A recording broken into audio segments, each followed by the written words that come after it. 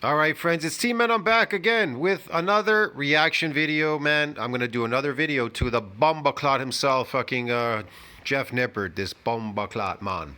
Anyways, going to react to his video with this gym lifting, recruiting, fitness, gear slave himself, JeffNippard. So JeffNippard says, science lifters are under attack. Going to explain something. People may think I'm a science lifter. I am not a science lifter. People ask me to prove on my old channel, because I used to have an old channel many years ago. It's gone by YouTube.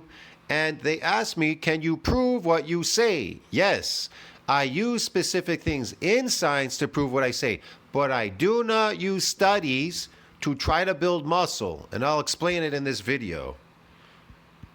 Science-based lifting is when you base your workouts around what the science says is best for muscle growth. It's a relatively new style of training. Okay.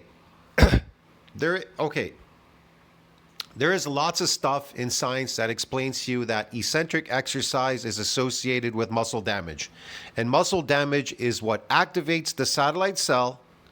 There's a repair. It causes the satellite cell to proliferate, differentiate into myoblasts, fibroblast cells, a bunch of cells, and it donates its nuclei to that myonuclear domain to support further muscle growth. Of course, you're going to get more sarcomere numbers in series and fibers and a bunch of stuff, bro, doing that. Muscle damage. That's how you build myofibrillars, myofibular growth, and then it hypertrophies. It hypertrophies when you eat, and you eat protein. Protein exceeds that breakdown, and boom, you get bigger. So you can visually see that mass on that myofibrillar. All right? Not just, I got a bunch of cells and I can't see them now because they're underneath the hood.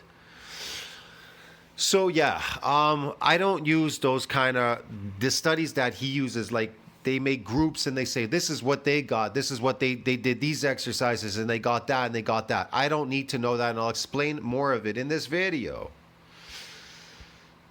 The opposite of the more old school shut up and lift approach. Science-based lifters do old school is fake stuff. It's, you guys, he's showing steroid people again, man. This is fucking ridiculous. Anyways, this is a ridiculous exercise. I'll explain why this exercise is wrong and why you'll never build any fucking muscle. And this guy without drugs is never gonna, he's got fake muscles because he takes drugs, okay? He orders them online. Go check his channel. He talked about it. He's a liar. He takes all kinds of steroids because he's an influencer. He's a fitness guy. He's got 6 million fucking subscribers. Go figure, eh? So this exercise on the up force is very difficult, but the up force is not important. It's the down force, bro. The down force. Christ.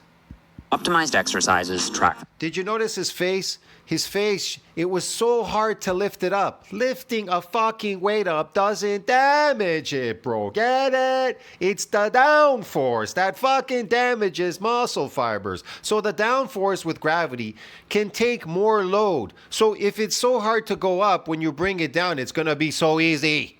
So you're never gonna damage these muscle fucking fibers, bro. Get it? Their weights, and instead of always pushing their muscles as hard as possible, they push themselves. See? Look at his face. Oh, it's stressful going to the top. But it was hard going to the top. But when it goes down, the eccentric form that is associated with muscle damage, it's too light. It's too light. Look. In a more controlled way. See? It's too light, bro. It's too light. It went down too easy. We're trying to damage muscle fibers. We know that the eccentric can take more load than the concentric, right? Yeah.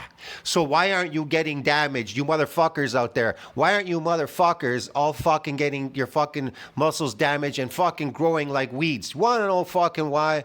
Because none of you have two fucking brains in your head to understand that lifting that fucking weight is obviously going against gravity is going to be fucking difficult. Yes, you're going to stress. But then you relieve the stress because, oh, it's going down. But that's the part that damages the fiber, bro. Get it? Fuck. So what do you want to do?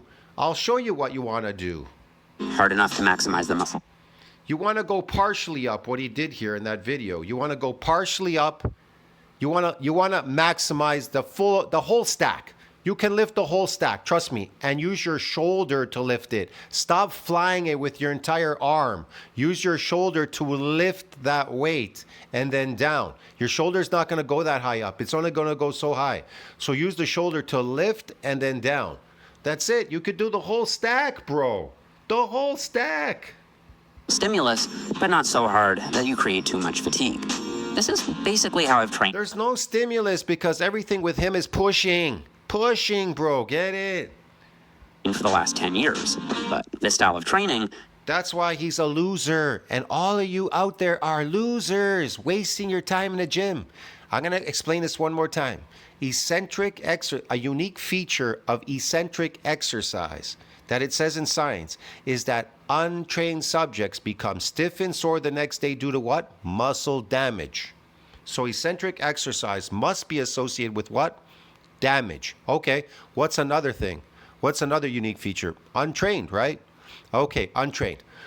But we don't have to go back untrained to the gym. What we have to do is overwork that muscle. Here's another way of damaging. This is in science. Another way to damage that muscle fiber, but not with a repeated bout. You have to wait an entire week until you repair and remodel. The shortest period of time is 7 days. Okay, that's all I can tell you, bro. 7 days is when muscles repair and remodel. You're not going to lose any force production or any other strength. When you come back, you should be stronger.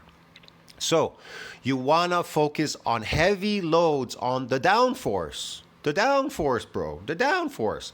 Now, when it comes to bench pressing, you're going to have two friends on each side lift that weight and you lower that weight. You understand me? If you can't manage push, look, let's say, I don't know, maybe you could do, 200 pounds a bench press, 200 pounds, right? And your maximum PR is 3 reps. But we need 10 reps, right? We definitely need 10 reps. Okay, so the first 3, you do it. But then you have your friends there. And by the time you could barely do the 4th rep, they lift it up, they lift it, but you lower it. They lift it again and you lower it until you finish those 10 reps. You understand me? Until you finish those 10 reps with the eccentric force going down, stretching your chest muscles. Yes. You understand me? So every time you come back, maybe your maximum is 3 reps for each set, but you have to finish 10. You understand me? So you need your 2 friends on the bench press, definitely. Now, other exercises, you're going to have to figure it out. You may have a friend next to you and help you, like the lat pull down. Maybe they're behind you. They'll pull it down, but you let gravity pull you up. Get it? Because it's going in the opposite direction. It's on a pulley. So you need it to pull you to stretch the lats. It's not you pulling on the lat down to your chest. It's pulling upward, like as if you were pulling your body weight going down on a bar. Calisthenics. So you can take more force on the down force than you can on the up force, like your arms, your triceps, your chest, your back. You need to load a lot of weight on your back. You don't need to do full concentric work. You need to do eccentric work, bro. And it has to be heavy. And you're not going to get injured because you're not doing a full fucking rep. You're doing it without the concentric, okay? You're doing eccentric work. You're not doing concentric. Eccentric means that you're going partially to the middle section, to the middle, partially up and down. Now, there's a lot of people that do concentric work, so they go partially down, partially up, like fucking Alpha Destiny, all the rest of these bullshit fucking lifters. Okay, dude? is clearly under attack. The big channels now are all about the science-based. I'm really tired of the whole science. Holy shit, that's another asshole on drugs there, that lifting slave, that dude. And this is another asshole, this one too here.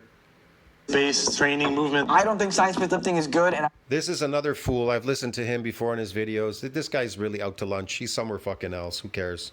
I don't think it's a good idea. I'll be honest, I find these criticisms And this is the worst science-based lifter. This guy, Jeff the loser Nippard. Oh, fuck. a little frustrating, but not for the reasons that you might think. You see, when you search science-based workout on YouTube, I'm the first result. If you search optimal training on TikTok, it's me again. So you might think these critiques frustrate me because an attack on science-based lifting is basically an attack on me. Again, why is he going all the way up to the top? You don't have to go all the way up to the top. Stay down there at the middle point. Stay in the middle point and keep the tension on the fucking fiber, and go down and go up a bit. Go down, go up a bit, and do it rapidly, up and down, up and down, up and down, because you want to damage the muscle fiber in the fucking thigh. If you go all the way up, what are you doing up there in cloud 9? Azito, get it, bro? Wasting. You're just fucking endurance athlete now. Doing concentric exercises. You're an endurance athlete, bro.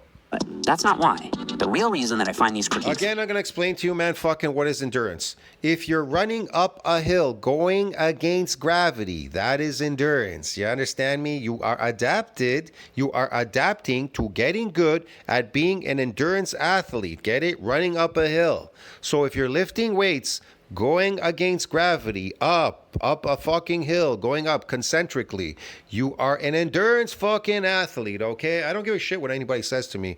They're gonna say, well, I'm really fucking strong because I could do concentric lifts, really, really heavy. Yeah, I'm not disputing that, because you're adapting as well to the weight, because you're doing something artificially. You're lifting a heavy weight, okay? So, but to get physically bigger and stronger and have a heavy lift, you need to do heavy eccentric reps, bro. Heavy eccentric reps. Multiple rapid firing, heavy boom. Get it? And because those muscles, they're resilient from getting damaged. They're very strong. They don't like to get damaged. They don't like to build. They don't like to get damaged. They don't like to build. They don't like to do fuck all, bro. So you have to force them to damage. You have to overwork that muscle. You understand me? You got to overwork it. When you come back the following week, you got to do a whole upper body. Why a full upper body? Because repeated bout effect phenomena. If you split it, it will protect itself if you come back the following day to work on a split routine, and that's not going to get damaged anymore.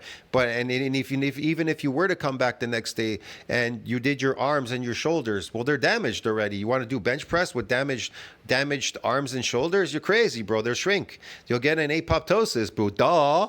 You may even get rhabdo, end up in a hospital in a stupor, in a coma. So you wait till they're repaired and remodeled. You got to do it in one shot. That's what makes it so difficult. You got to do it in one shot. So your whole body is going to grow. Not one muscle group is going to not grow. Get it? Everything's going to grow big, strong, whatever, yada, yada, yada. Frustrating is that they're not entirely wrong. I actually agree with some of the critiques about science-based lifting. So in this video, I want to set the record straight. I don't disagree. PubMed, there's a whole section on eccentric work, bro. I brought it up on my channel a million times, in community center. I've done fucking videos on it. You name it, bro. I'm going to show you all the things everyone thinks are science-based that I actually disagree with. And then I'm going to show you the few things that are truly science-based. There's nothing you need to know.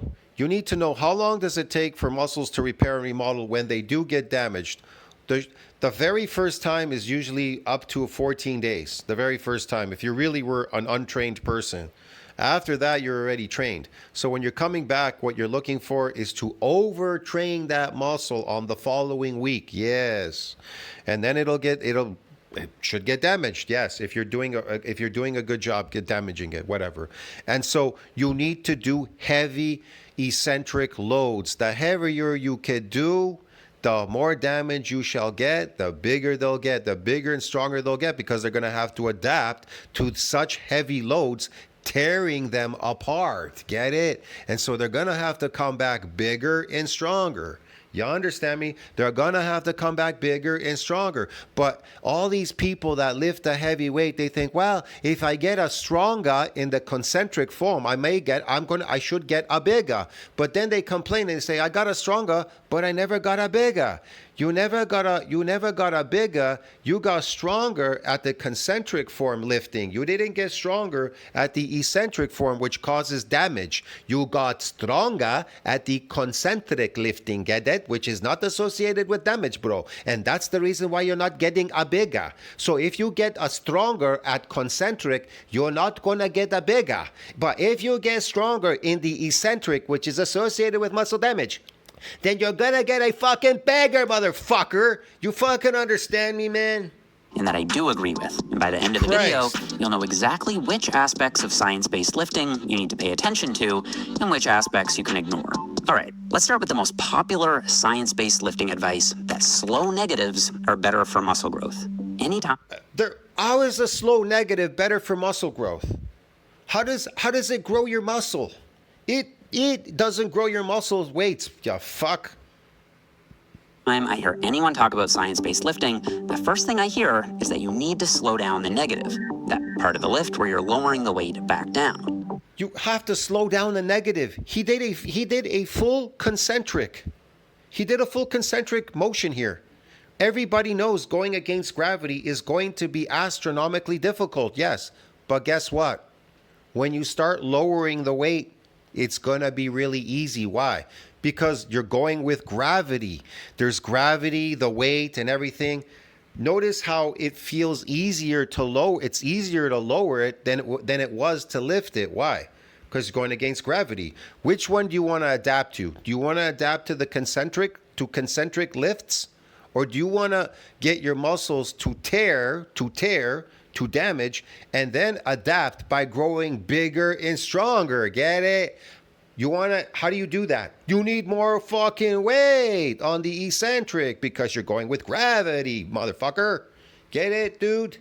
But do slow negatives actually build more muscle? Well, let's see. This study? No, see, he's thinking if I go slow negative, because I'm not going to put more weight on the eccentric, if I go slow, then there must be a lot of tension there, and that will cause it to damage. But guess what, motherfucker? That ain't fucking damaging it, get it? Just because you went slower on the downforce instead of lowering it really fast. This is stupid. Had people train their biceps with preacher curls for 7 weeks. One group did a normal 1 second negative, the other group did a slow 4 second negative. After 7 weeks, both groups grew the same amount of muscle. This study had people do squats with either a 2 second negative or a slow 4 second negative. Both groups grew the same amount of muscle. And this study had people do leg extension.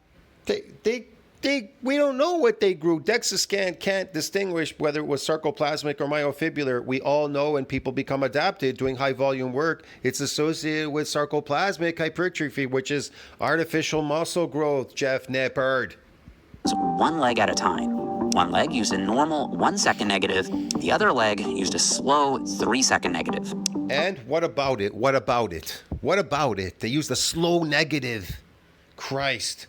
Both legs grew the same. That's 3 studies showing that a normal 1 to 2 second negative works just as well as a slower 3 to 4 second negative. Now, some of you may object that Mike Israetel preaches slow negatives, and he's an expert. Control slow. And yes, Mike is an expert, and I value his opinion. So I wanted to give him a call and ask him why. So Mike, based on the workouts we've had together, I've gathered that you like to use slower negatives. Could you explain your rationale? Wow, this really is ignorant, man. I'm going to do slow negatives, but slow negatives are not going to damage your muscle fibers. What's going to damage them are extremely heavy loads on the eccentric downforce, bro, get it? That's why people that run uphill, it's exhausting, but people that run downhill, they get damaged in their legs. You understand me? Because their weight, their body weight, and running down a steep hill and bending their legs causes damage, stretches to the myofibrillars, and they get damaged. The coupling system, this, that, fucking, man. They get damaged, bro. Get it? They don't get damaged on the up force, bro. And they don't get damaged going really slow down the side of a mountain. You understand me? It has to be rapid. It has to be quick. Running down a flight of stairs, not running up the stairs, getting exhausted. Behind that? Yeah, that's a great question. There are a few layers of rationale. It's a little bit nuanced, and so sometimes I think I get understandably kind of interpreted by other people as like just carte blanche advocate. There you go. See how slow? Did you see how hard it was for him to go up with the weight? He had to push it. It was very difficult. Right? But look how much he has here. He has like 10 pounds on each side, right? So it was difficult to lift. But watch when it comes down. It's so easy. Watch. Getting slow negatives, a lot of people will assume that I think. Okay, he's doing a slow. He's thinking, if I do it slow, that will be the same like going up. No, it's not. The downforce. Here's the thing. If you had a friend here, if you had a good friend with you spotting like this guy right now, this yo-yo with the bald head. Okay, so now that it was difficult to bring up the weight, you know what he should have did? He should have slapped on another another 20 pounds on each side. So when he started to lower it, it would be difficult. You understand me? It would cause tears to the fucking muscle fibers, bro. Get it? There's a direct hypertrophy benefit to them, and I don't think that. But there are some good reasons to. There is no direct hypertrophy fucking benefit to it because you need more nuclei to support what? Further muscle growth. They're not supported, bro. Get it? They're not supported. Use a slower negative. I can tell you, like, okay, slowing down your negative doesn't directly cause any more muscle growth, but it's. Yes, I agree with this bald-headed idiot that slow negatives doesn't equate to more muscle growth. It doesn't equate to any damaged muscle fibers. Going slow on the fuck the negative shit. Going slow on the eccentric with the same weight going up is not the same going down. You understand me? It is more difficult to go against gravity, right? That's why it's difficult. You see his face. It was slow for him to get to the top. But going down will be a lot easier because you're going with gravity. Thus, you need to load more weight. That's the reason. Christ. Substantially safer. All of a sudden, it's like, okay, so there's no downside really, but there's an upside of safety. Like, okay, that sounds pretty cool. That sounds like an interesting thing to really think about. The other thing is a lot of people have trouble with a mind-muscle connection. They can't feel their pecs working, their biceps working, whatever their muscle, the group they're doing. It's a situation. And the mind-muscle connection does not produce these crazy differences in hypertrophy. Why is he going all the way up to his head and then all the way down? Why is he? It doesn't make sense. Either you're doing eccentric work because we're bodybuilders. We're trying to damage the muscle fibers so we can get it to adapt by doing what? By growing bigger and stronger. Get it? So you don't need to do full concentric, eccentric, concentric, eccentric. You don't do that because we're focused on heavy loads dragging us down, man. Christ, this thing turned off. I got cut off there for a second. Anyways, let's see what else he has to show here. Hypertrophy. But in some individuals, it can produce substantial differences, small but notable ones, and that can help. Just out of curiosity, like in your own training, how long would you say each negative takes you on average? 2 seconds, maybe? Really? 1 okay. to 2 seconds. That's, Yeah, really? like, Okay, that's not that yeah. slow though. Well, yeah, it's not. It's just enough to control the load and enough for me to feel pretty safe. Okay, perfect. Okay, so Listen to him. Control the load. You don't have to worry about getting injured. See what I mean? If you go full concentric, you'll get fatigued. And then trying to bring it all the way down, it's not the same. It doesn't work the same because you would never be able to lift such a heavy weight to the top. Look, you can't get injured doing eccentric work because we're not lifting 400 pounds for our biceps all the way to the top. Get it? You understand me? We're only interested on the downforce. It's a small range. It's only about a few inches up and a few inches down.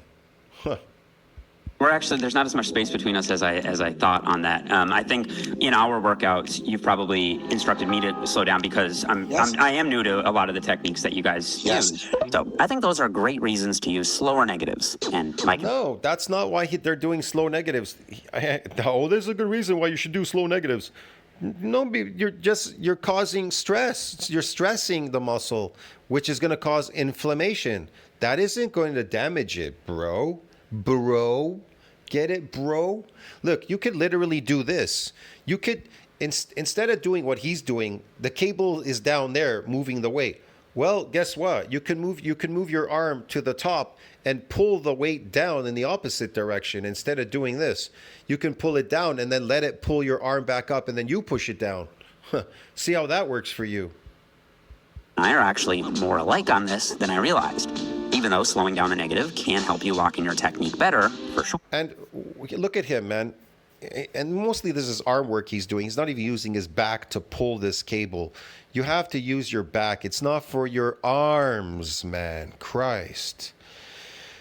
Jesus, man. Look, this exercise, you can literally extend your arms and let your back do the pulling. You don't need to use your arms to bend. They don't have to bend. You can keep them extended out over there and let it row your back. Your back rows backward and then it goes forward because it'll start pulling on your back muscles. That's the whole point about the row. People have the row completely wrong. It's with an eccentric exercise. Look, if you want to get better at rowing this, well then okay, then go there and just keep doing that. Keep doing this bullshit exercise. You're never going to grow. If you're interested in growing and you want to adapt to growing bigger, stronger muscles, they have to be damaged. So you have to allow the machine, you have to do a heavy weight on this machine, and you don't have to do it all the way. It only has to be a few inches, and let the back do the pulling, not your arms. Or, I think we both agree that controlling the negative is the most important thing. It doesn't necessarily need to be super slow. This year, I was an author on a scientific review of optimal lifting technique, and we found that as long as each rep lasts 2 to 8 seconds in total, you're good. So, here's what you need to know. If your negatives last less than 1 second, they're too fast. You should slow them down and control the weight better. If your negatives last 1 to 7 seconds or so, you're in the sweet spot. In this zone, I think it's up to your personal preference how slow you go. But if your negatives last 8 seconds or longer, they're probably too slow, and you'd be better off speeding them up a bit. So I'm not quitting on What? Oh man, whatever. slow negatives altogether, but I am putting the idea that you need to go really slow to maximize hypertrophy. Another very popular science-based trend involves tech. You need to go really slow to maximize hypertrophy. They won't hypertrophy because you're getting better at doing these exercises, these movements, you fool. You fool, man. Unique tips and tweaks. The idea here is that you modify exercises in a They adapt by getting bigger and stronger, hypertrophying, when they're damaged, you fuck. They have to be damaged, and they don't get damaged so easy, you fuck. And they don't damage in the concentric form. They damage in the eccentric, motherfucker. specific science-based way, and you'll build more muscle. I use some of these little tips and tweaks myself, like setting the seat back on leg extensions, staying in the stretched half on calf raises, and raising the cable height on lateral raises. But it goes well beyond that. You can't I like him. I raised the stretch. Just because you're stretching something, it's already adapted to the stretch. It's not going to damage because I'm going and I'm doing a stretch. I'm going to stretch the muscles so they're going to magically get bigger. I don't know how they get bigger from stretching, but they're just going to get bigger because I stretch them. They're not going to get bigger, motherfucker, because you stretch them. They only get bigger when they get damaged. They tear, they get micro tears, and they damage. Then they have to adapt by growing what? Bigger and fucking stronger, motherfucker. That's right. not open social media without being flooded with a new spin on a common exercise. So the question Why do you think Prophet Fear is not growing? He's stretching. He's doing crazy stretches constantly in his videos. He's never growing. You want to know why? Because the muscles are adapted to your stretching fucking routine. They need to get micro damage to grow bigger and stronger. Yeah. is, are these tips and tweaks actually science-based? And how much of a difference do they actually make? I found that TikTok for smart people. It's actually science-based. And how much of a difference do they actually make? Well, I think it depends on the specific tip in question. Some of these tips do work and are based on some direct peer-reviewed evidence. Some of them might work, but are... Look at him. He went all the way up to the top when he was doing his legs there. Man, bro, you do the whole stack. You need to bring it up a little bit and then let it pull on your legs. You need to let it pull on them, like pull, literally pull them really hard and heavy. You understand me? You don't have to go all the way up to the top. What's that going to do? What's that going to do? If you go all the way up to the top, what's going to do? Pump them up with fucking carbohydrates? based on more indirect evidence. Some That was really stupid. He goes like this. He's using his entire arm. Use your shoulder to bring it up. Use your hand as a hook to hold the weight, but use your shoulder to fucking fly this motherfucker. Get it? And you'll notice your shoulder has a very short range of motion. It can only go up so high, especially if you're doing really, really heavy eccentric lifting work. probably don't work at all, or at least aren't based on any science. So to make this What was he doing there? He was twisting the thing. Why? What is that going to do, Jeff? That got some kind of magic powers because you turned your fist, your wrist, you twisted it going like this all the way back? What an idiot. as clear as possible, I made this table. I took every cue I could find on social media and put them into one of three categories. Cues that work and are based on science, cues that might work and are based on indirect science, and cues that probably don't work or at least don't have any science behind them. I included the scientific... Oh, man. My head is hurting watching these fucking influencers. This guy is the worst influencer on the net. He's the worst gym fitness fucking recruiter that I've ever seen. All of you people out there are failures, and watching him, you're a failure. You people, you subs, whatever, bro. Hey, you're all failures, bro. Yeah, this channel is gonna make you fail. All these fitness channels will make you fail because you can't see the obvious. You cannot see the forest beyond the trees. You people are fucking blind. You don't even understand the science. Reference for cues that have one, and I'll highlight all the cues that I actually do myself in blue so you can pause and screenshot if you want to read. But the reality is, all of these tips and tweaks, every one of them, even the science-based ones, will have a relatively minor impact on your gains. And none of these tips and tweaks... Yeah, here's another thing. Here's another thing. If I was to sit in my chair and watch TV and I had 250, whatever, a weight of dumbbells, something that I can hold for quite a long time. Let's say I had some dumbbells that I can hold in my hand, in each hand. Maybe I'll use those wrist wraps, right? And so, yeah, that'll help me hold it a lot longer. So I put 30-pound dumbbells or 40-pound dumbbells in each hand. And I watch TV. And I hold them for as long as I can, 30 minutes, maybe 40 minutes, 40 minutes in each hand. And I don't drop them. I just hold them like that. This is for my traps. Do you think my traps will not get bigger? Here's the thing. There's a test they did on these birds called hyperplasia where they were they tied weights to their wings. All right. They tied the weight to their wing. It's a known fact. This is another way of giving way for the fiber to give you new fibers. It'll try to grow new fibers in there because this is unusual activity where there's stress and you're holding a weight for such an astronomically long period of time. Yes. So can you do that for your bicep? Yes. Can you do that for your what do you call it? For your fucking calf muscles? Yes, if you stand in a stretched position for over an hour each day, you do this each day for these muscle groups, they definitely will get a hyperplasia too. See what I mean? But you're not going to a gym to lift weights or anything. You're literally sitting there in that position, in a stretched position for over an hour. See what I mean? Is that a training? I don't know if you could call that a training. I don't know. Are you training? What are you training for there? Well, hyperplasia, right? Isn't that, if that's what you truly want? Now, you get hyperplasia when you damage muscle fibers, when they get these multiple stretches and they get these micro injuries. There's a hyperplasia effect there automatically. See what I mean? Do you need to stay there with a weight hanging down? Not necessarily. See what I mean? You can do that, but I wouldn't do it. Techniques are as important as simply pushing yourself hard and doing enough volume. But that's just the tip of the iceberg, because it's not just tips and tweaks that people associate with science-based lifting. Science-based lifting has become synonymous with perfect technique in general. Let me prove that.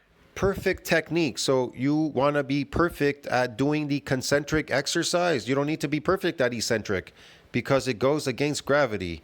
It goes with gravity. It goes in the opposite direction. Who cares? Who cares, Which man? of these two techniques looks more science-based? Look at him. He's throwing it up to his chin, this fool over here in the purple shirt on steroids. He's throwing it to his chin, and then you have this idiot over here. To you. I'm doing perfect, strict technique on the left, and Sam is doing loose, cheating technique on the right. Sam is doing nothing. He's doing mostly concentric work, which is associated with look how he does it. And when it's dropping, it's very light. It's very light. Look how it just drops all the way down like it was nothing.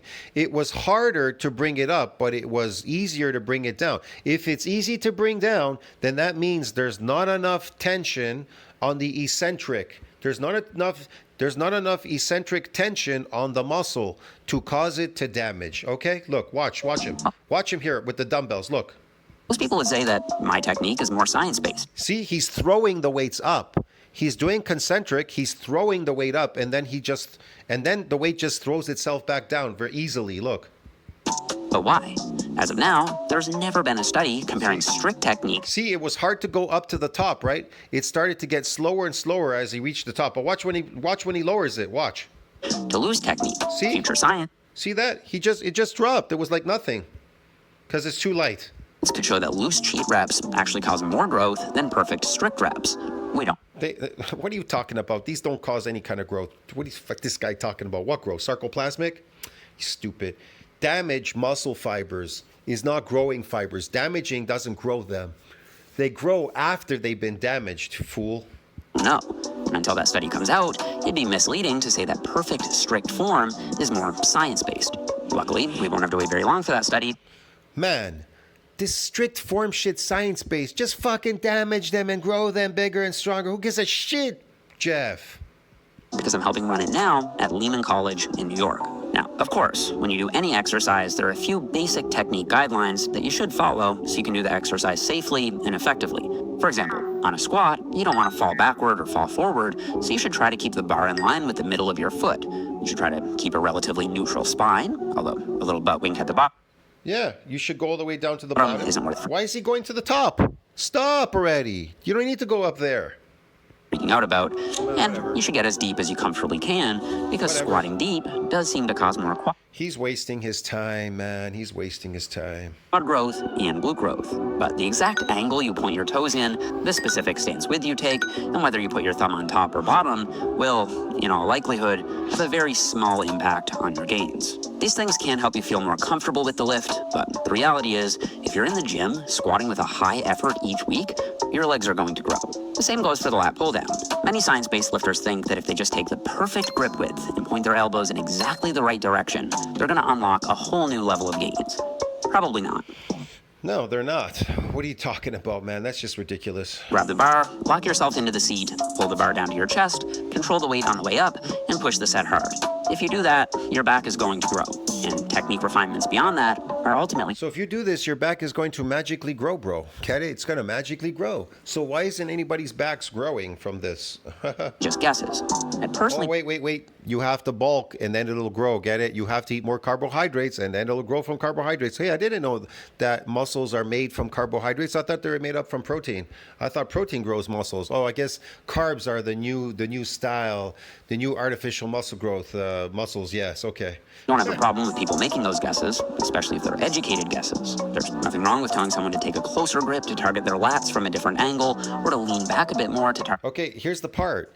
So pulling the weight down is going to be more difficult, but guess what? It's going to pull upward on your muscle. That's where the stretch comes in, right? You see that? Watch. When it pulls up, right? Target the mid-back. Down. So pulling down does absolutely nothing. It's not doing anything. But watch this. When it pulls, the weight is going to pull you up. Watch. But if we're being real... So that's gonna cause a lot of stress and tension if it's really heavy and it's pulling you up. But if it's really light, then nothing's going on there. But if it's really heavy and pulling you up, it's going to cause tears in the muscle fibers. Pretty much all of training technique is so much more of an art than it is a science, at least for now. But coaching... No, I don't know about an art. You just need to know what each movement causes. What does this do? What does eccentric do as opposed to concentric? And what does concentric do as opposed to eccentric? And if I eat carbohydrates, what does that do exactly? What does that build? Oh, it builds artificial sarcoplasmic muscles. Oh, okay. And if I combine that with a lot of concentric work, well, then that's endurance. And so I'll be able to get more glycogen into the muscle. For every gram of glycogen, 3 grams of water drawn between the skin and muscle into the muscle, getting these phony artificial muscles to look like a steroid guy. Well, kind of look like him. He's taking cosmetics, so he's going to look a little... He's taking hormones that are not made... these like Winslow V, D-ball and all that, your body doesn't make those hormones. They're fabricated in a factory. So when you inject them, they're going to give you a slightly different look, a different cosmetic look.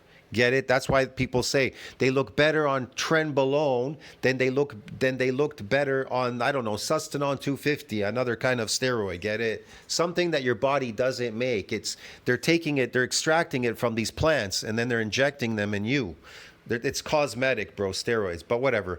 So you wanting to look like a steroid guy, you're definitely gonna need some sarcoplasmic. But here's the thing: you can use these artificial complex carbohydrates to try to get the muscle to damage a lot more, because it'll fill up in there, and that also there's space between, there's it's pushing against the muscle fiber. So when you come in the gym and you lift, it's going to be a lot more easier to get them to break down with complex carbohydrates. That, yeah, for sure.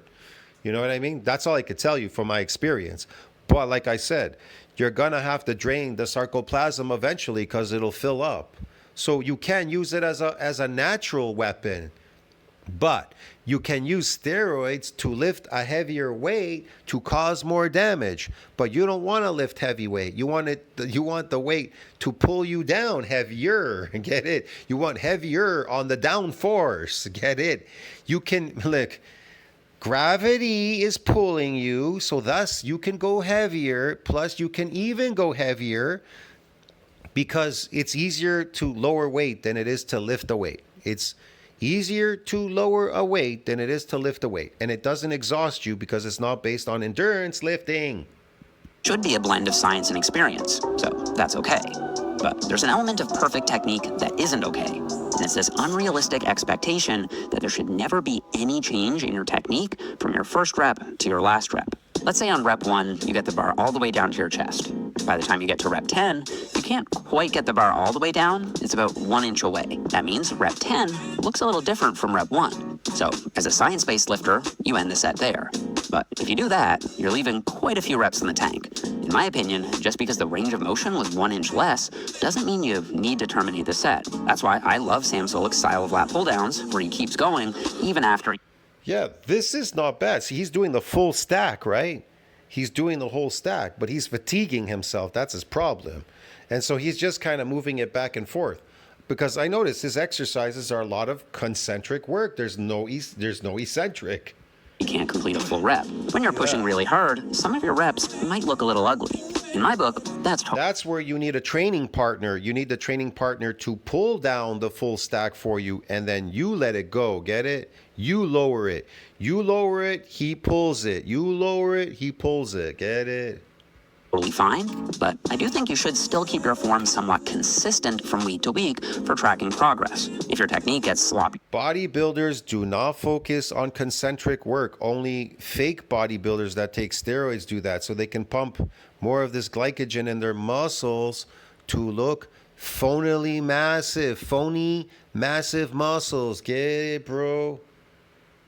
And sloppier over time, you'll still make gains, but you're probably not progressing the target muscle. You're not going to make any gains. He's lying to you. As much as you think.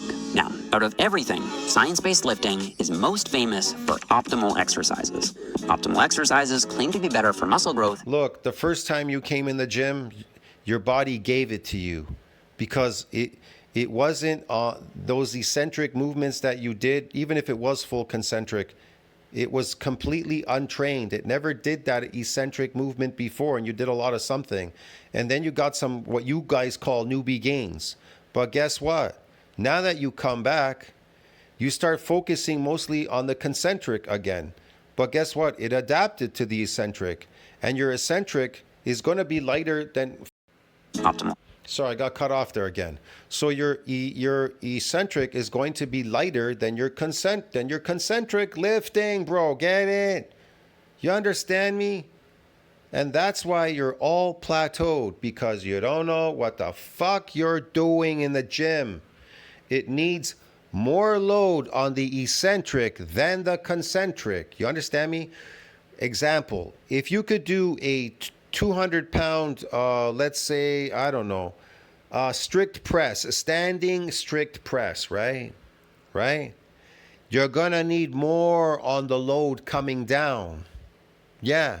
So if you could do 200 going up, you're going to need 3 plates going down instead of 2 plates. You need 3 on each side instead of 2. You understand me? So how are you going to manage that? I don't know. I don't know how you're going to manage that. It's like Blaha. He gets chains. He puts chains on his bench press. These fucking assholes, they put chains on their bench press, right? And what do? They do the concentric. So it starts getting heavier on the up force. But guess what? When the bench press goes down, it gets lighter. It's supposed to get heavier. You want it to get heavier on the down force. But it gets lighter because the chains are going on the floor, bro. Get it? They're getting lighter.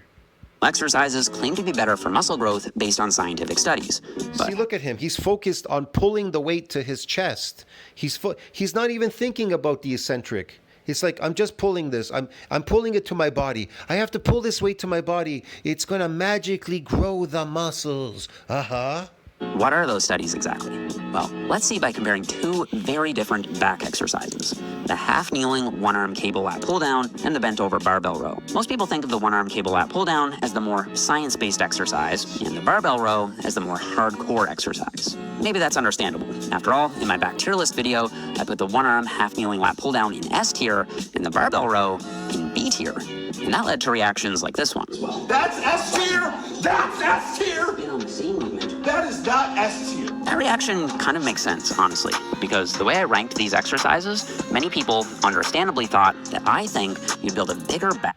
Again, he started with the weight going up, but you need to go down with a heavier weight. That's why you're failing. You need to go down with a much heavier weight. Why? Because you're going with gravity, so it's a lot easier on the muscle. It's too easy for the muscle. You have to make it more difficult. So this would be a good thing that him bringing the weight up to the top, he should have a friend here, and he should have 2 friends on each side and put 2 more plates on each side. Get it? So now when he lowers it with 2 plates, and then take the 2 plates, and then take the 2 plates off again when he lifts the weight, whatever. Get it? And then put it back again. I don't know how to explain this to you. It's complicated.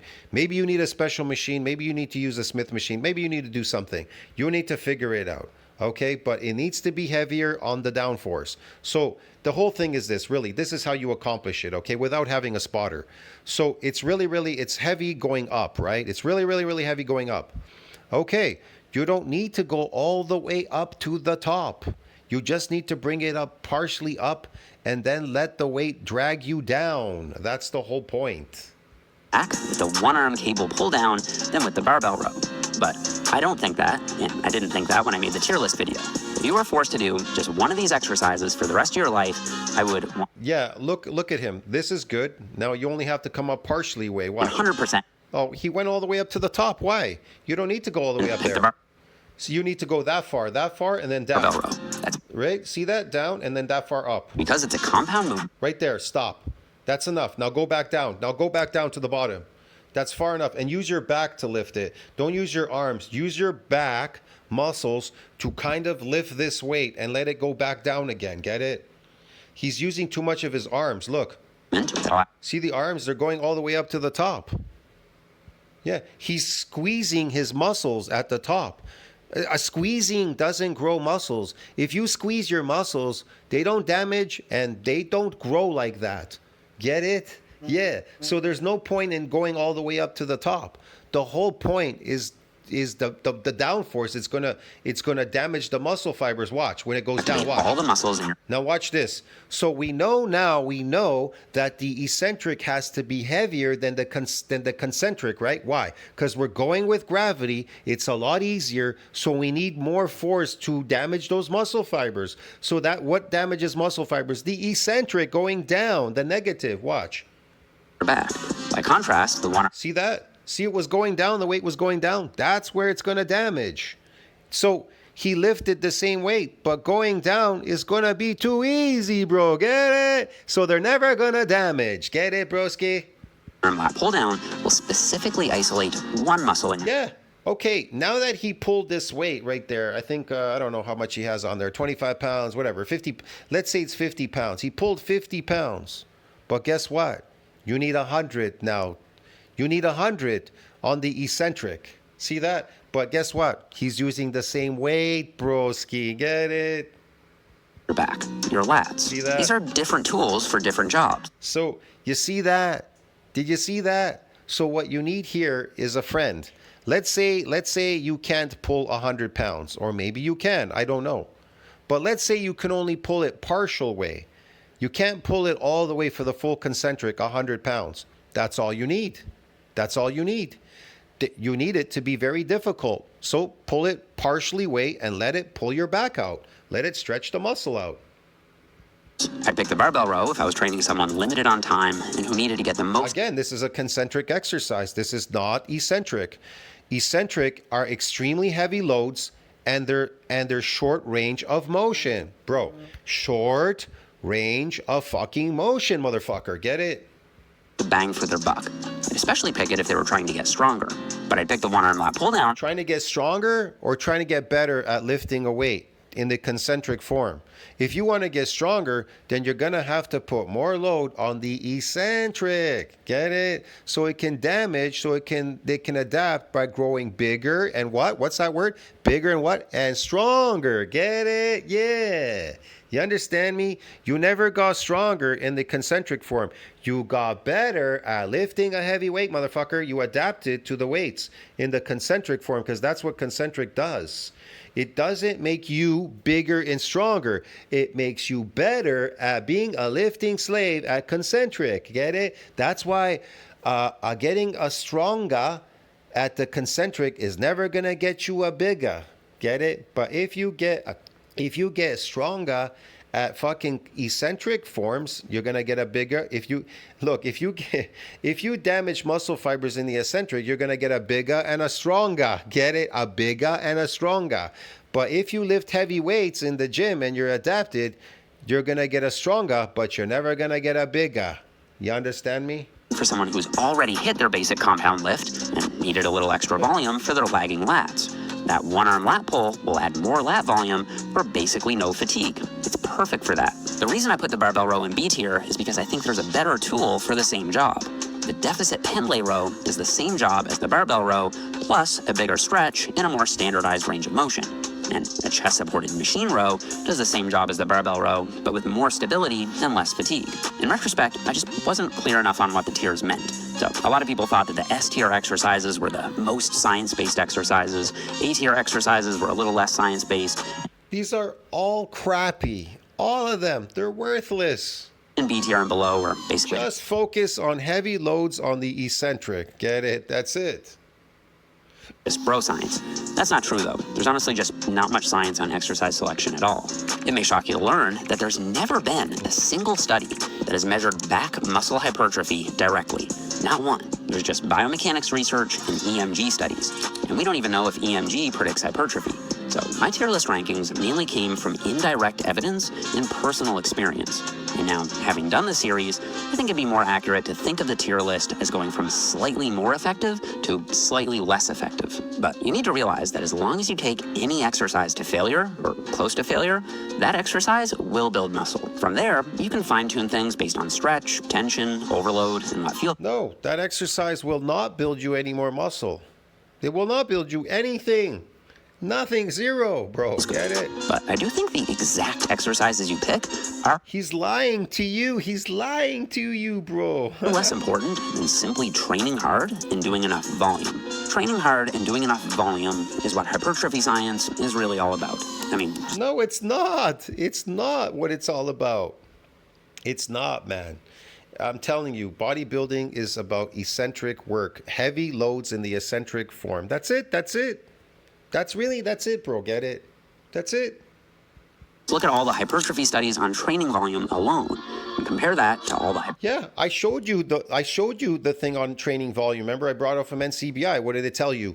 Trained is associated with what? High volume, then trained young men is associated with what? Sarcoplasmic hypertrophy. What is sarcoplasmic hypertrophy? A type of artificial muscle growth. It's glycogen loading. Yeah, bro.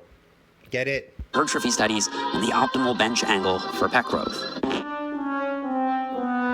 That's why none of you are building muscles out there. The only muscle you guys are building, because you can't stop eating your slave food diet, is that artificial slave food diet, building these artificial sarcoplasmic muscles, because you are adapted to your fucking exercises, because you can't see the forest beyond the trees.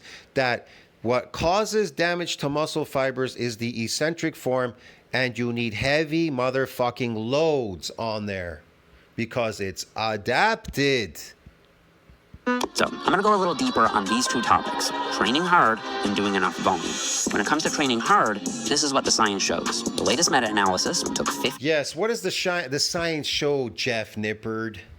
studies, pulled them together, and compared the muscle growth from groups going to failure versus groups not going to failure. In this graph, What about going to a failure? What does that have to do with eccentric work, damaging muscle fibers so that they can adapt by growing bigger, by repairing bigger and stronger? What does that have to do with anything? shows their overall findings. As you can see, as you get closer and closer to failure, you do get more muscle growth. But there's a point where too much failure training can cause recovery. You're not getting, the only muscle growth you're getting here is sarcoplasmic when you're failing and you're adapted. If you are adapted and you are failing in your exercises, you are training for sarcoplasmic hypertrophy. Get it? It's really simple. Issues. I think as long as you're getting 1 to 3 If you are not getting the symptoms of muscle damage like DOMS, and you're not reduced force capacities, painful movement of restriction and all these things, if you are not getting those clinical signs, then you have not achieved a level of damage in those motherfucking muscles, and they are never growing. You are just a lifting slave wasting your time in the gym. I told people this before. Exercise does not build muscles, okay, motherfucker? And neither does fucking concentric fucking lifts or any lifting. It doesn't grow muscles. You damage muscles in the gym, but it needs to be heavy loads in the eccentric form. That's it. That's it. reps shy of failure, you're good. But the problem is, if you always leave 3 reps in the tank, you might accidentally be leaving 5 or 6 reps in the tank without realizing it. That underexertion will cost you gains. So I like to play it a little safe and get a little closer to failure than I probably need to. I usually leave 1 or 2 reps in the tank on most sets, and then push my last set all the way to failure, assuming it's an Again, he went all the way to his chin, and you need to do this. Why? Why? Why do you need to do that? And here's the thing. The question is this. Was it difficult for him to do this weight in the concentric form? Was it difficult? Not really. So that means it's going to be even lighter going on the down on the eccentric, right? And we do know that we need more load on the eccentric. We can, your muscle can take more load on the eccentric because it's a lot easier going down a mountain than it is running up a mountain, isn't it? Bro, Christ, man. Right, people are really suck out there. exercise I can fail safely on. How hard you push is your training quality. How many sets Look at his face. It was really hard to push it down. He made a grumpy face. Did you see that? But guess what? It was easy going up the opposite direction. No more grumpy face. No more squinting and squeezing his face. Look at him. Why? Because it's too easy, bro. Get it? It's too easy. you do is your training quantity. You need both quality and quantity for maximum gains. So for maximum No, you don't. You don't. You need more.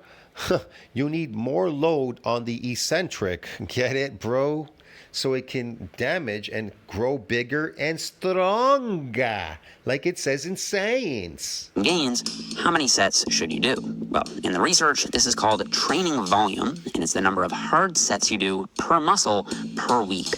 For example, No, it's not. And when a muscle is damaged, it needs to go through a repair and a remodeling if it was damaged. You understand me?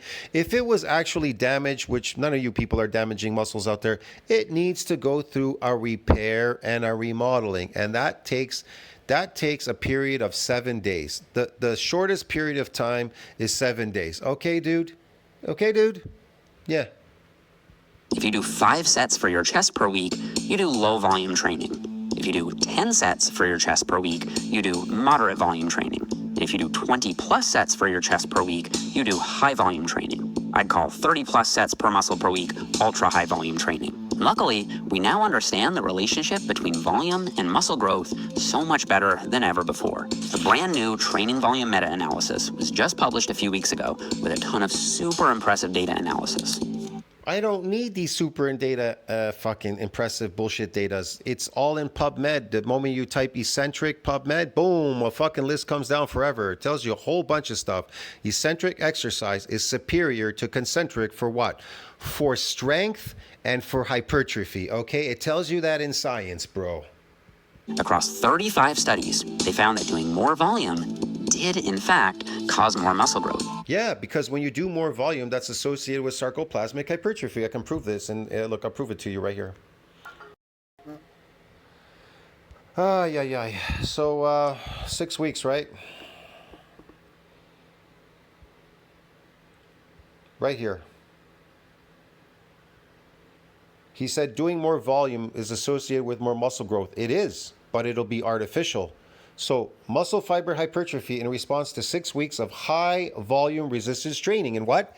In trained young men. And what is JeffNippard? A trained young man. And what is everybody in the gym? Trained young people, right? They're all trained in the gym lifting. So trained young men is largely attributed to what? Sarcoplasmic hypertrophy. That's the word he's not telling you. He's telling you it's associated with hypertrophy, but he's not telling you what type it's associated with this volume work. High volume resistance training, like it says there.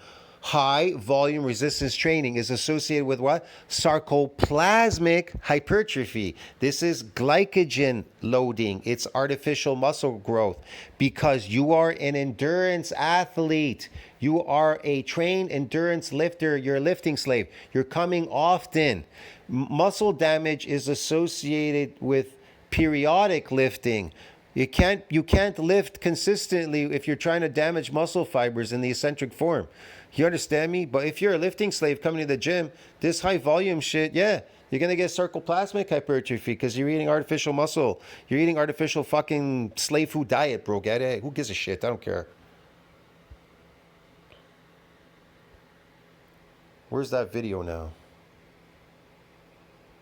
And that was true all the way up to 42 sets per muscle. Yeah, it caused more muscle growth. Sarcoplasmic hypertrophy muscle growth.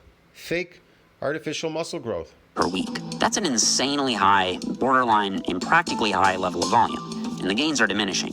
But it's nonetheless true that the sarcoplasmic gains are diminishing? No, not necessarily. They can keep going. You have to, glycogen needs to exceed that breakdown because it's not subjugated to the satellite cell or myonuclei or the follistatin myostatin. Get it? It's not controlled by them. It's not controlled by them. There's no control in there. There's no control. You just eat a lot of glycogen and then you pump your muscles. the more work you do, the better gains you get, at least in the short term. And that's the crucial. The more work you do, the more these type of gains you get, providing you keep eating more carbohydrates. You're going to have to increase them. You'll have to increase more of them because you're using them as energy as well, and they're storing themselves as energy. So that's what they are. Your muscle doesn't store protein as energy in the muscle. Caveat with this research. It's still unclear how these different volumes play out over the long term. Yeah, we know how they do. They play out as sarcoplasmic hypertrophy. Science tells you that, JeffNippard. Get it, dude? That's because... Oh, I'm sorry. I got his name wrong. JeffNippard, sorry. It doesn't go with a D. Most of these studies only last 6 to 10 weeks. So for 6 to 10 weeks or so, yeah, doing high volume causes more gains. But yeah, doing high volume causes more artificial gains in sarcoplasmic hypertrophy. Yeah, that's what science tells you that, yeah. We don't know for sure if that's true over time. For that reason, I think the volume... Yeah, it is true. We know that it does that over time. We know that because science tells you that, Jeff. I know all about science. I got a lot of science on my old channel and on this channel. Sweet spot is still in this range for most people, 8 to 20 sets per muscle per week. If you really want to bring up 8 to 20 sets is the sweet range. Any rep range will be the sweet range. Want to know why? Because it's not based on how much you're lifting, what you're lifting, whatever you're lifting. It's just based on volume lifting, high volume, just lifting, high volume. It's based on what do you call it? Endurance lifting and eating a lot of carbohydrates. That's what it's based on, carbohydrates. That's what it's based on. The lagging body part, like your chest, for example, you could blast it with super high volume for a month or two, going as high as 30 sets. Yeah, you could blast it with high volume, but that doesn't activate the satellite cell to donate more nuclei to support further muscle growth, because it reached the ceiling limit when you first came in as an untrained lifter. Get it? See what I mean? It can't keep donating more. These nuclei are post-mitotic. They don't split and divide because you're doing high volume resistance training. Get it? You understand me? And it doesn't activate just because you're doing high volume now. You're an endurance athlete coming in lifting as an endurance lifter. It doesn't activate from endurance lifting. It activates when the muscle fibers are actually damaged. Yeah, they actually have to be micro damaged Per week, and as long as you reduce your volume for other body parts, you should recover fine and make some sweet pec gains. But remember, if you don't you're going to make some sweet pec artificial gains, yes. have all day to train, the research still shows that even just 4 sets per muscle per week can get the job done as long as you push those sets hard. Yeah, I know. You'll get artificial hypertrophy called sarcoplasmic hypertrophy. He didn't tell you whether this was myofibrillar or sarcoplasmic. Why do I have to tell you? Why do I have to tell you? Why? And if you take one message away from this video, I hope it's that your training doesn't need to be perfect. Why can't he tell you you're getting artificial muscle gains doing that? Why can't he tell you that? He never said you were getting myofibrillar. He said you're getting gains, but he never said what type of gains these were. We all know in bodybuilding there's 2 types of gains. There's actually more than one type. You're getting inflammatory response. So that's your muscles are hypertrophying through inflammation. But that's temporary. That we would call that temporary. Then there's glycogen, sarcoplasmic. Then there's myofibrillar. Get it? Hypertrophy. So there's more ways to hypertrophy your muscles. See what I mean? What about lactic acid? Lactic acid will cause hypertrophy in your muscles too, won't it? See what I mean? What about blood flow restriction? Does that not hypertrophy them? But that doesn't really build them. There's no nuclei there. You're not going to build anything there. What the fuck? To be effective. I know some people in my audience get paralysis. Look at him. He's pushing the weight down. But guess what? When the weight now goes up, it's pulling on the muscle, but it's too late. It's too late going up. It's too late. By analysis. They want to figure out every little thing about training. See, look, he's holding his breath when he pushes down because it's hard to push down, right? Watch. Before getting to work. See, look at his mouth. He's blowing all the air out. But when he goes up, it's really easy. He's not breathing heavy anymore. Watch. I think it's... See his face now? He ain't breathing heavy going up. Why? Because it's so easy. And that's what causes the damage to the muscle fibers, and that's what will activate the satellite cells, and that's what will support further muscle growth. But none of you are doing that because you're too stupid. Cool to try to figure out every little... He's too stupid. He's stupid. He don't know nothing. He's too stupid to understand that. thing. I do that myself. But See? the reality... See that? Went up easy. That's the part that's going to damage the muscles in the triceps. That's why he has to take steroids, because he's a failure. His channel's a failure. He's a failure. His science is a failure. Everything he's doing here is failure. Get it? That's why he has to cheat and take steroids. That's why he competed in fucking with steroids. Best program isn't always the most optimal one. It's the one you'll actually stick to. So it's totally fine if you drop. No, you're not going to stick. Eventually people, they drop off because they get discouraged because they're not growing. They keep thinking that if they just throw these weights up in the air, that's going to build a muscle. That's a lie. Your strict RPE adherence and do some field-based sets every now and then. It's also totally fine if you do some workouts that are suboptimal on paper, but just look at him. He's so focused on bringing it up to the top that he doesn't realize it's the eccentric that grows muscles. The eccentric form is what's going to grow. Is the main focus of whether your muscles will grow or stay small forever. It's that eccentric movement. More fun and right there going down. Yeah, it's cool if you he's not focused on that, and there's not enough load. There's not enough load. Do some cheat reps at the end of some sets because it helps you get in the zone. See? None of these things. See him? He's also just throwing the weight up, because why do you throw the weight up against gravity? Because you're going against gravity. It's harder to go up. Everybody knows that. So he's just throwing the weight up in the air. Watch him carefully. He's throwing these weights. That a lot of people make that mistake. They're throwing the weight.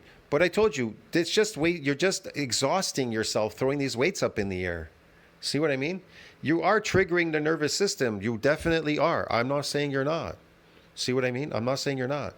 But you'll get a lot bigger and stronger if you focus on heavier loads on the eccentric. Conflict with smart training because smart training is mostly about training hard and being consistent. I start my new book, The Muscle Ladder, with a chapter on. And that book is a failure, and you'll all be failures if you use that book and his training methods. You'll all fail like him. All of you will fail, and then you're going to have to take steroids like he did, to take steroids so he can impress you on his channel, because his training methods never work. Just like Mike Israetel. He went to compete. He doesn't have a pro card. Want to know why? Because just like Greg Doucette said in his video, Mike Israetel, his training failed. It failed. It sucks. It's failure. Sustainability, and then there's a big chapter on mindset. These two principles form the rails of the ladder, and then all the other variables like technique, exercise selection, effort. Yeah, and what are all those things going to do when it's one thing that you need? Eccentric. Heavy eccentric loads are what going to damage muscle fibers. So what good are any of these exercises? What good are them? Oh, I know. You're going to get better at lifting these heavy weights. You're going to be a lifting slave in the factory, adapted. Oh, great. I thought we were going to the gym to get bigger and stronger. Oh, we don't know how to. Well, we'll take Jeff Nippard's book. It'll tell us how to build these fake muscles with high volume. Oh, okay. And volume make up the 10 rungs of the ladder. It's a huge hardcover book with super high quality print. No book is going to tell you how to build muscles, bro. No book. Full color images and diagrams, plus 20 training programs. So I'll link it in the description box down below. I also want to... What a waste, man. I'll see you in the next video. I don't know what else to say there. See you next one. Tell me what you think about that. Like, subscribe, support the channel. It's a lot of fucking bullshit, motherfuckers. Don't listen to this motherfucker. He's full of shit. Stay away from him. He's bad. Quickly mention them. He's cancer, bro. He's like a bad rash that won't go away. My nutrition app, Macro Factor, is doing a massive $100,000 transformation contest. There you go. $100,000 transformation contest, bro. Good. There you go. Me, I can bring people and train them, and their transformation would be amazing. Within just a few months, within 2-3 months, they'll be massively super big and super strong, bro. Get it? Young people, if I have a couple of young people and I train them, they'll be super big and super massive, bro. They'll sweep the floor with his contestants. Get it? My guys will sweep the floor with his people, sweep it up and throw him in the garbage can. Throw him away too with it. I'll see you in the next one. I gotta go. This was pathetic.